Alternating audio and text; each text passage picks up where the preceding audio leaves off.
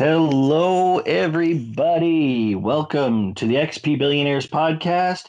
This is the official 2020 Game of the Year episode.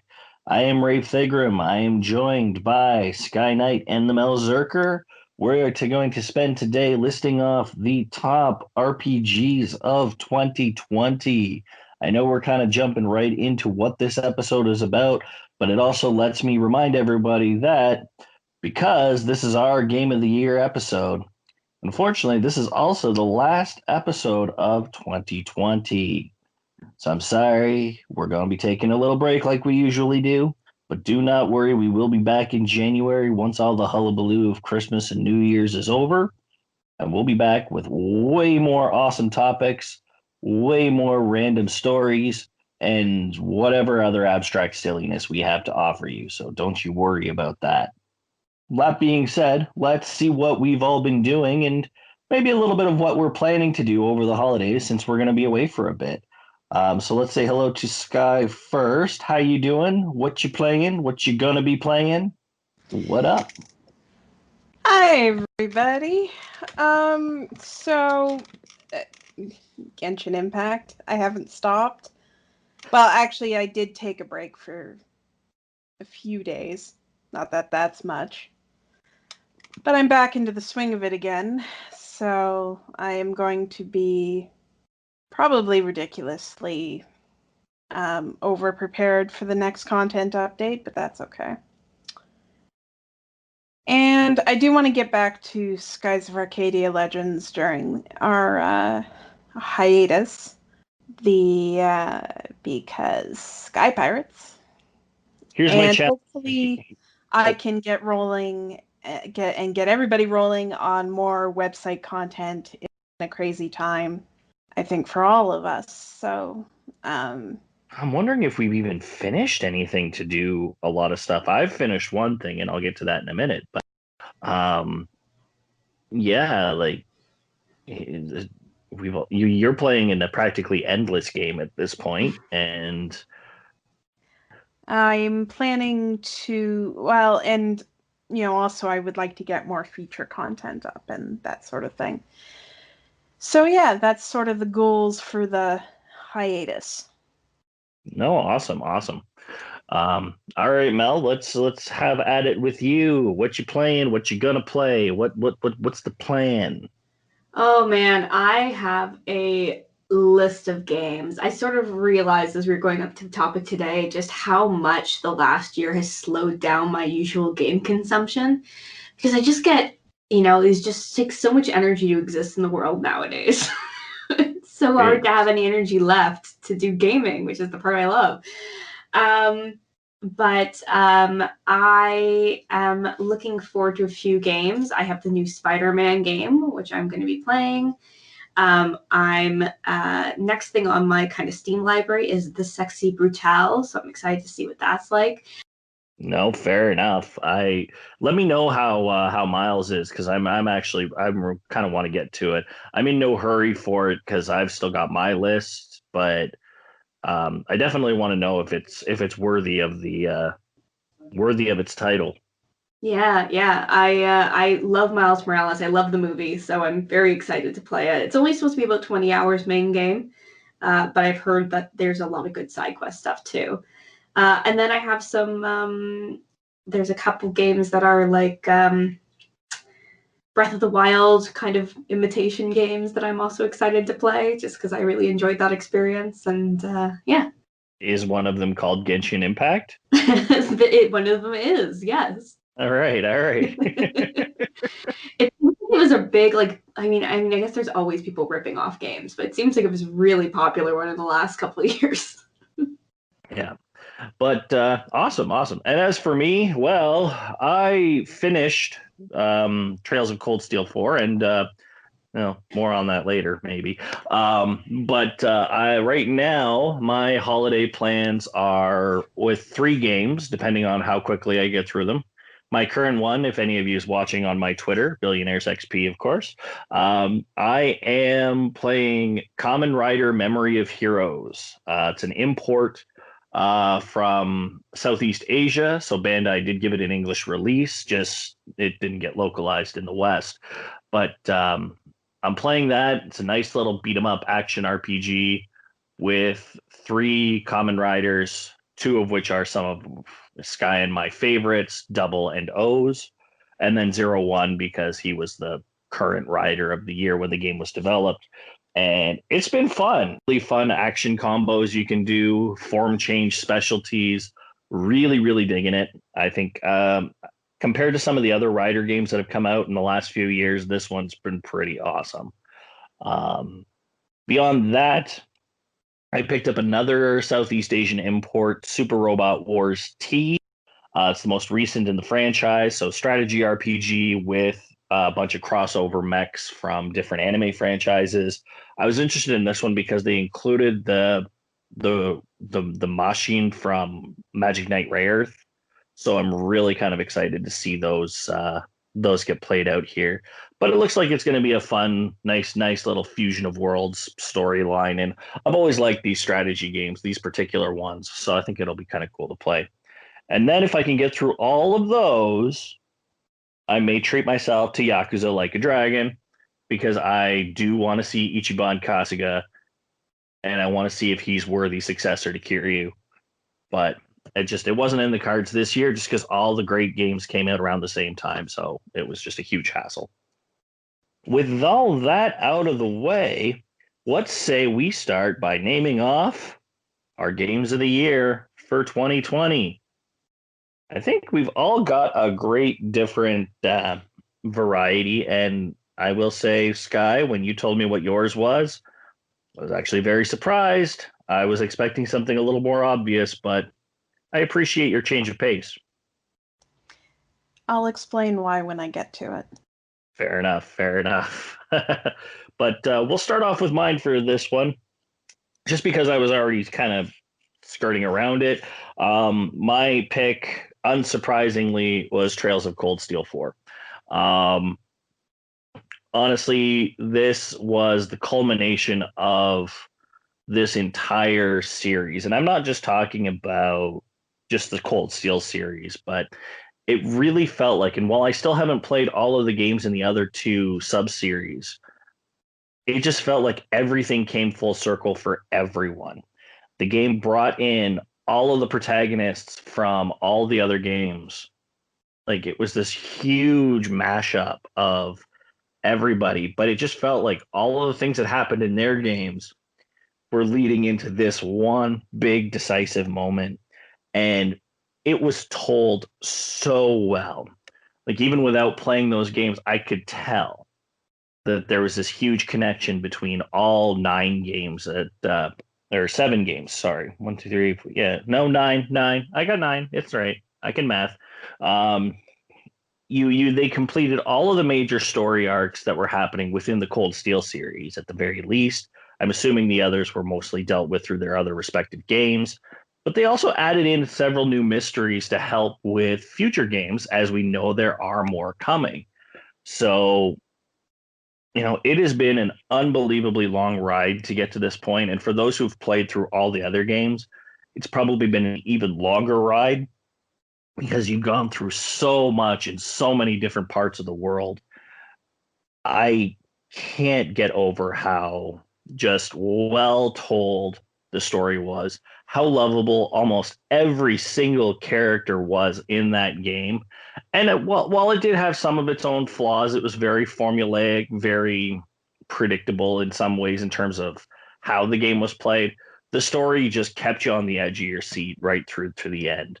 So, it's hard to just say that it's this one game that's the game of the year, but the whole series as a whole, I can't get over how much it's moved me, and I'll never recommend it enough to anyone.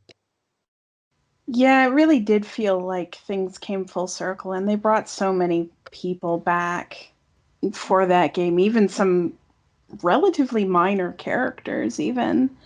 Now, a small correction, there's one protagonist they didn't bring back, and that was Kevin from Trails in the Sky the Third, but they did sort of cameo him in the ending, so at least it was something.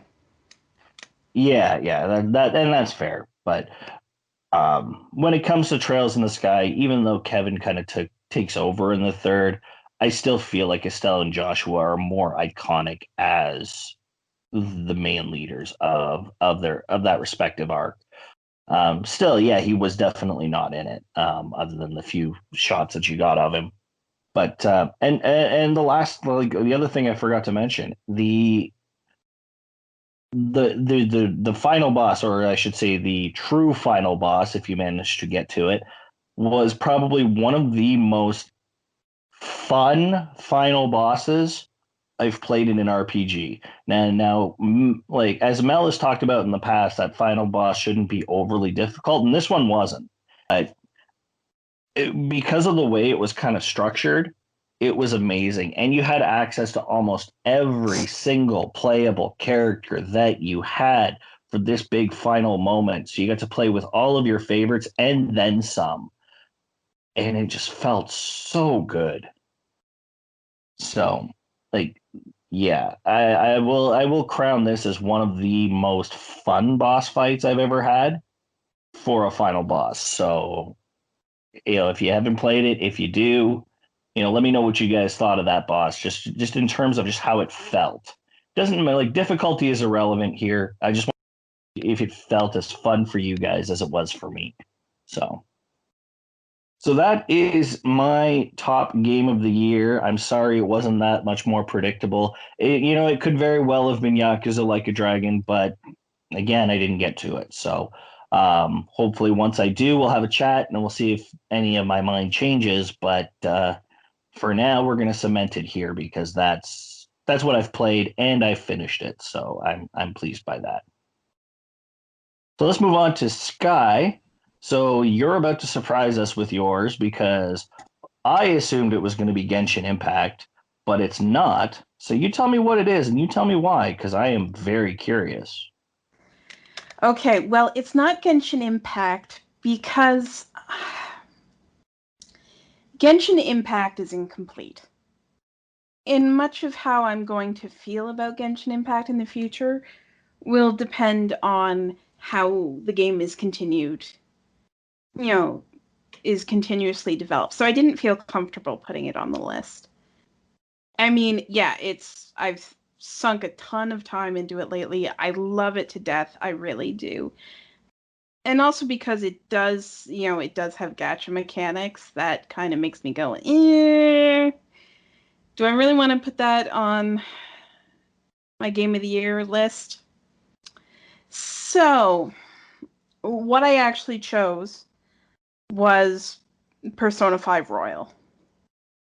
Now, I know some people didn't like Royal so much. I think mostly because it was very, very, very long. It made a long game much longer, but honestly, I adored it. I loved all the added content that brought the game so much flair. Like, it felt like a different beast than the original release in a lot of ways. There's so many new features, everything from the showtimes, those cool combo finisher moves, to the little the kid in Mementos, Jose, who you could get stuff from, collecting the flowers for him. But what I think I loved the most, other than the actual third semester that they added, was the Thieves' Den. I wasn't expecting to like it as much as I did. It's a little fourth wall breaking. Like, it's basically this space, for those of you who don't know, where you can go and unlock additional content related to Persona 5. So everything from being able to view all the cutscenes in the game, to being able to watch old Persona 5 trailers and look at illustration art and all this stuff. and set up set pieces of various locations and of various bosses in the game, and it was just pure unadulterated fun. And my favorite parts of it were watching the footage that you could unlock from the live Persona concerts in Japan, because I love the music from the Persona games. I just love it. That part was so good. I love. There's the one video where it's like the 3 different stages where they're switching between singers and songs. Some really cool content that Thieves done. Yeah, those were my very favorite thing. We got to unlock. Some of those concerts were so awesome. What a treat. And the other thing that I really loved in there was the card game you got to play to get more of the currency to unlock all the different stuff in the Thieves' Den. So there's this card game called Tycoon that you can play in there, and it'll take way too long for me to describe it, but I got very addicted to it. It's a lot of fun, and it was just nice every once in a while. You're dealing with a fairly intense story, and sometimes it was just nice to just scoot off to the Thieves' Den for a little bit and play some cards. It was a nice break. So, and a little bit about the third semester as well. No spoilers, because there really could be spoilers. Like, holy crap, spoilers! But what I will say about it is that it's very well done. The content related to the third semester, including the new character, playable character rather, and the new social links, were really well integrated into the story. So what happened is it made the third semester feel not so tacked on, because there was all this lead into it.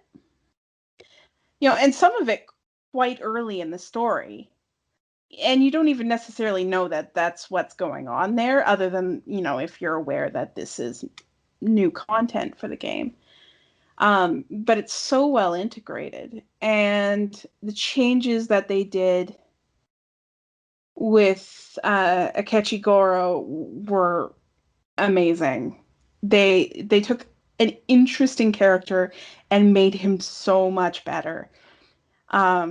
Particularly once you get into the third semester, I thought he was really well handled, given the very weird circumstances that they're in the third semester. And it all really fit well with the themes of the game, and I really felt that it was, a natural continuation of the story. So, yeah, I mean, I know it's a re-release, of a game, of a 5-year-old game, or however old it is now. But honestly, it was amazing. I played the original version, loved it, and went through it all again for this, and I don't regret a second. It was awesome.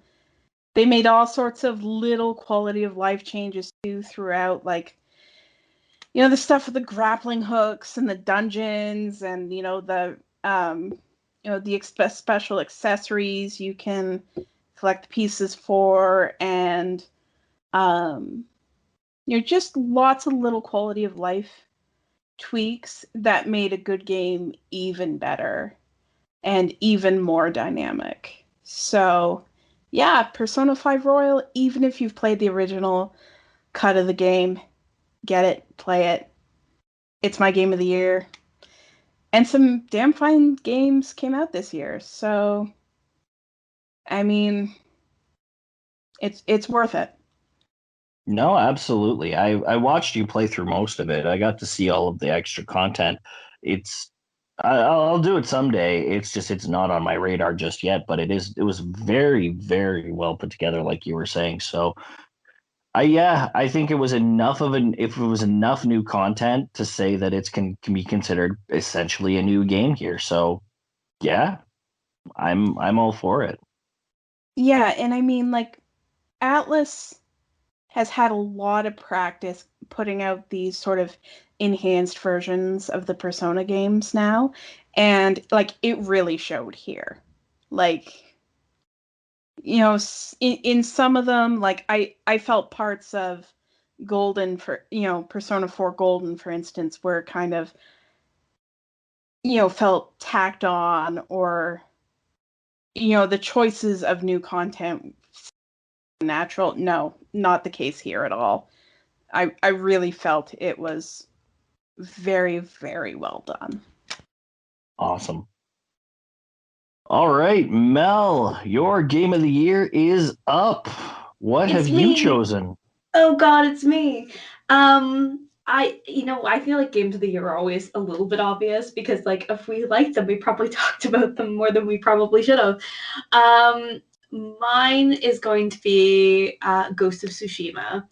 I just love this game. I mean, I can't remember. Well, since Horizon Zero Dawn, I can't remember a game where I just wanted to sit and watch and be in the world. There are these beautiful scenic places where you can just go and look over. There's these forests that have certain types of trees, and you get this ambiance of background noise that you don't usually get in these games. In between all of the fighting, so you get to enjoy this beautiful landscape, but you also have these moments where you're writing haikus, and even the climax of the game, before you do the kind of the big final fight, you write a haiku. And there's something just so nice about a game that just takes its time. And I really appreciate that. I think Jin's a great main character. I think I really enjoyed the way that they kind of main quest and then a whole bunch of follow-up quests for your main companions. And I found myself really caring about the world and the people in it. Of course, I have, criticisms like any game, but I think for me, like, this game really, really spoke to what I needed at that time. There's something about just wandering the countryside and saving people that's just lovely. It's just nice to be, a good person trying to help people. Yeah, I see when it comes to games like Ghost or Horizon, the really, really epically sized sandbox games, I need a hook, and that's one of the things that makes or breaks whether or not I pick it up. Is it something that's going to interest me, and just from even from an aesthetic level, like, or from a style, from a genre? Like, Ghost of Tsushima was basically a samurai movie, and that was cool. I dug that.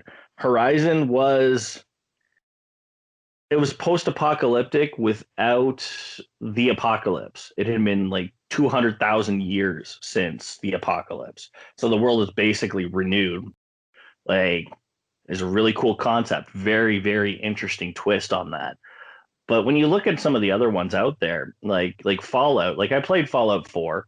It was great, it was fine, but I mean, it's what happens after a nuclear war. Like, okay, that's I don't see myself going back to it. I don't see myself, anxious for, the next story-based Fallout or anything like that. I had no interest in Fallout 76, but well, that's a whole nother story altogether. But yeah, this one, just like Ghost of Tsushima, just really, really did a fantastic job saying, hey, this is a samurai movie, even though it's a video game. You get to interact with how the movie plays out, get to it, and it was visually stunning. It was awesome, and like, even like traveling around the world, at least they segmented the island off throughout the game so that, Act One was in this section, but you didn't always have to be in that, like, this whole giant island going back and forth all the time, which was really cool. Yeah, exactly. I really like the way that they sectioned it off, the way that they connected kind of the plots. And I just really loved the gameplay. I mean, I enjoy I don't even want to say it's a slasher because there's a bit more kind of to it, but I love the stances. I love doing those like assassin kills where you're like connecting them and you're kind of sneaking over rooftops. I love the like sneaking into, houses and hiding in the bush. None of that's new stuff, but it feels really, really satisfying, like really well done. Sometimes that's just good enough, right? Like taking an idea and just like finessing it till it's just like so good. Oh, exactly. It's and that's the other thing too, is it gave you a huge range of options for your gameplay. So, and I mean when I say huge, I mean two, but that can make all the difference. Like, there wasn't as much of you don't always have, go in guns blazing or go in stealthily. Like they gave you those two options. You could build Jin the way you wanted to. Like I used some of the stealth, but I was more or less just, going in and being the honorable samurai most of the time. But like having the option was really nice in certain situations. Yeah, absolutely. I mean, I'm generally one of these like, go in guns blazing kind of people, but occasionally there were some really, really fun moments for you or challenges where you kind of had to learn to use other skill sets. I didn't use a lot of the ghost weapons. That was like one thing I guess I didn't really embrace was using the bombs and things like that. But there really is, one of those games where you can choose how you want to go about it. So yeah, that's it. That's my game of the year, Ghost of Tsushima. If you haven't played it, check it out. Apparently it looks amazing on the PS5. And I'll know once I get it. Yeah, someday. All righty. Well, we got a little bit of time left, so why don't we quickly just kind of go over some of our 2021 hopefuls, what we're looking for next year. I mean, I have two. One I think I have mentioned, we've talked about on every single Game of the Year episode of this podcast, and that is Digimon Survive. It is still in development. I would like to see it this year or this coming year, please. Really want to play it. And the other one for me, I'm ready to replay Shin Megami Tensei Nocturne. So the HD remake that they're coming out with for the Switch. Oh, bring it on, bring it on. I am beyond excited for that. And fix the bugs first. Yeah, please. All right, Sky, what are you looking forward to this year or next year? Well, I mean, Atelier Ryza 2. I always look forward to a new Atelier, but like I really loved the first Ryza game, so I'm especially stoked for Ryza 2. The other one, of course, is the long-awaited Shin Megami Tensei 5. It's been so long. I cannot wait to get my hands on some more press turn goodness. Oh yeah. Oh yeah. Yeah, they better keep that in. If they don't, I will be a very sad panda. There will be tears and Yeah, a rage. little bit. No, But no. it'll be awesome regardless, but still. I know. They need to take what time they need to take, but oh man. Yeah, yeah. All right, Mel, what are you looking forward to this coming year?